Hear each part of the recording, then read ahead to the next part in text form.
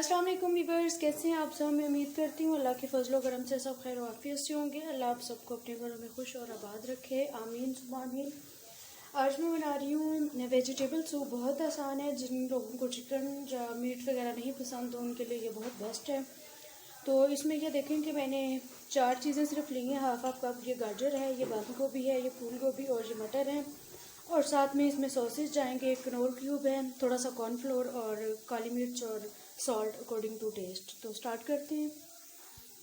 पक रही है। हम ये कॉर्नफ्लोर जो है इसको पानी में मिक्स करके एक बैटर सा इसका बना लेते हैं। ये तकरीबन मैंने इतना सा पानी लिया है और इसमें मैं तकरीबन 3 चम्मच कॉर्नफ्लोर डाल दूँगी। इसकी खुद पे डिपेंड होती है आपने कितना करना है, फिर उस हिसाब से ऐड कर ले। मैंने फ़िलहाल इतना बनाया, ज़रूरत पड़ी तो थोड़ा सा और बना लूँगी। ये एक बर्तन में मैंने 1 लीटर पानी डाल के रख दिया है। इसमें मैं अब तकरीबन 1 चम्मच नमक डाल दूँगी और साथ ही इसमें ये सब्जियां ऐड कर देनी है। ये फूल गोभी है कटी हुई, बारीक काट लें। ये बंद गोभी कटी हुई, ये गाजर और ये मटर। और साथ ही इसमें 1 कनोर क्यूब डाल के ये देखें, इसको मैं पकने के लिए रख दूँगी और इसको आधे घंटे बाद देखेंगे। 5 मिनट हो गए, मज़ीद इसे चेक कर लेते हैं। इसमें मैं आधा चम्मच काली मिर्च का पाउडर डाल रही हूँ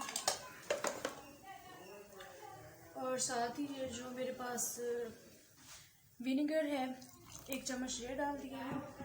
1 चम्मच सोया सॉस है, ये डाल दिया है। और 1 चम्मच ही चिली सॉस है। ये सारे सॉसेस डाल के 5 मिनट मज़ीद पका के फिर इसमें कॉर्नफ्लोर ऐड करके दोबारा से ढक देना है। मज़ीद इसकी थिकनेस के लिए मैंने थोड़ा सा 1 चम्मच और कॉर्नफ्लोर बना लिया था, वो इसमें मैं डाल रही हूँ।